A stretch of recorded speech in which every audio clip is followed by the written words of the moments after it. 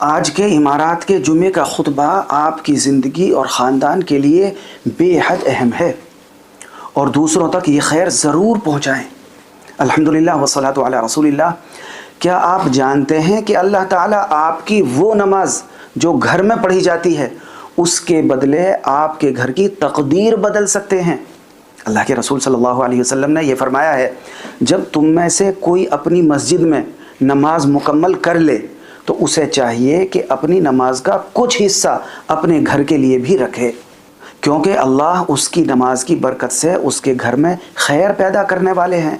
یقین مانیں، گھر صرف سیمنٹ اور اینٹوں کا ڈھانچہ نہیں ہے، بلکہ یہ دلی سکون کا وہ مرکز اور ٹھکانہ ہے جہاں قدم رکھتے ہی دنیا بھر کی پریشانیاں ختم ہو جاتی ہیں۔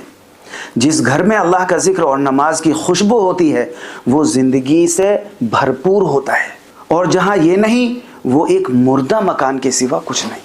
اپنے گھروں کو ذکر الہی سے منور کریں تاکہ وہاں برکتوں کا بسیرا ہو۔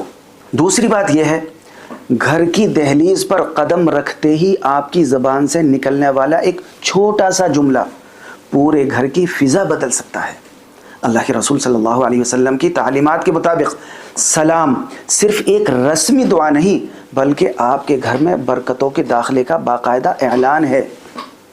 رب کائنات کا حکم ہے کہ جب تم گھروں میں داخل ہو تو اپنے گھر والوں کو سلام کیا کرو، جو اللہ کی طرف سے ایک مبارک اور پاکیزہ تحفہ ہے۔ ایک مومن جب اپنے گھر میں داخل ہو کر سلام کرتا ہے تو وہ دراصل اپنے خاندان کے لیے اللہ کی رحمت اور سلامتی کا پروانہ لے کر آتا ہے۔ یہی وہ عمل ہے جو دلوں کی دوریاں مٹاتا ہے اور گھر والوں کے درمیان ایک ایسا مضبوط روحانی رابطہ قائم کر دیتا ہے جو ہر قسم کی نفسیاتی اور سماجی بوجھ کو ختم کر دیتا ہے۔ اپنے گھر کے ماحول کو خوشگوار بنانے کے لیے اس مبارک سنت کو اپنائیں۔